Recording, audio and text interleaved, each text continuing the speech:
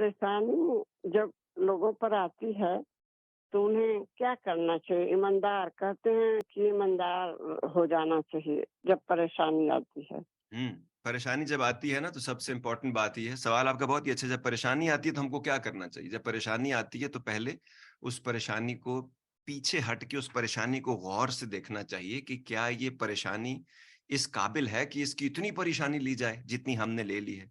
क्या हम जितना सोच रहे हैं ये उतना ही ग्रेव प्रॉब्लम है, उतनी ही ये कोई गहरा मसला है जिसकी वजह से हमारी ज़िंदगी पे बहुत कोई बड़ा असर आ जाएगा?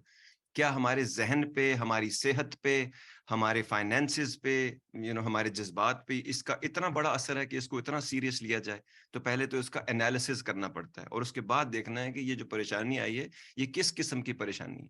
क्यों आई है? क्या हमारी किसी गलती की वजह से आई है? क्या किसी गलत मुकाम और वक़्त पे किसी जगह पे होने की वजह से आ रही है? क्या किसी ऐसे रिश्तेदार या मामले की वजह से आ रही है जिसको हमने प्रॉपरली हैंडल नहीं किया और नेग्लिजेंस या कोई ओवरसाइट हो गई है?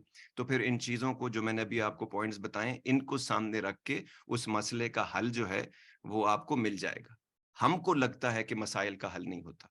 हमें लगता है कि हमारे पास चॉइस नहीं थी।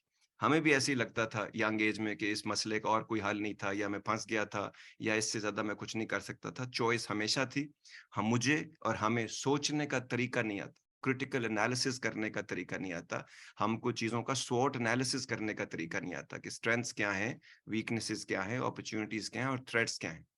जब आप ये चीज़ें देखना शुरू करेंगे, देखने का तरीका किसी भी चीज़ को देखने का तरीका जब आपको आ जाएगा और उसको डाइसेक्ट करके जैसे फ्रॉग को डाइसेक्ट करके आप सारे सिस्टम समझने की कोशिश कर रहे थे, उसी तरह जब आप चीज़ को खोलेंगे तो आपको पता चलेगा कि उसकी असल हकीकत इतनी इम्पोर्टेंट शायद हो ही ना, जो हमें इस वक़्त लग रही है।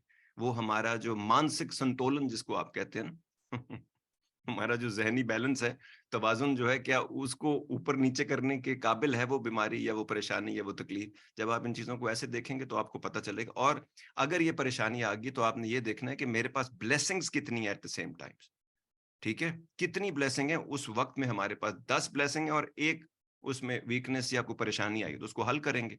ज़िंदगी को कांस्टेंट चीज़ थोड़ी है, ये तो इसके तो अप्स एंड डाउन्स चलते रहेंगे। तो जो हमारे पास है, उसको इस्तेमाल करके, जो प्रैक्टिकल विज़डम है, जो एक्सपीरियंस है, जो हमारे पास रिलेशनशिप की पावर है, ग्राउंडिंग होने की पावर है, जो फाइनेंसेस हैं, जो हमारी स्ट्रेंथ्स हैं, उसको यूज़ करके हम अपनी वीकनेस पे और उस सिचुएशन पे काबू पाएँ। To get the full Radio Azad experience, download the Radio Azad app from the App Store or Google Play and take us with you everywhere.